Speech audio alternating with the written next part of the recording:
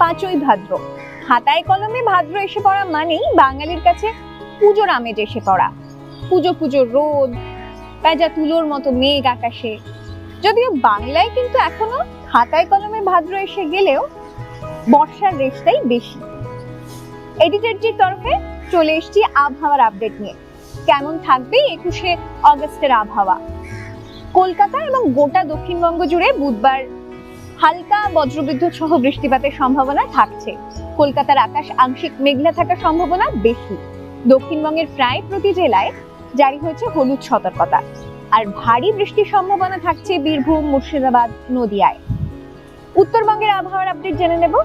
উত্তরবঙ্গের জলপাইগুড়ি, উত্তর দক্ষিণ দিনাজপুর, মালদা এবং কুচবিহারে হালকা থেকে মাঝারি বৃষ্টিপাতের সম্ভাবনা আছে।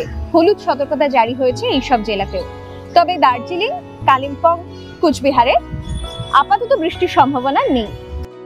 তিলোত্তমায় আজ সর্বোচ্চ তাপমাত্রা থাকতে পারে 31 ডিগ্রি সেলসিয়াস।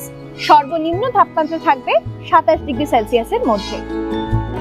আবহাওয়া সংক্রান্ত সমস্ত খবরের আপডেট পেতে চোখ রাখুন এডিটরজি বাংলার সোশ্যাল মিডিয়া পেজে।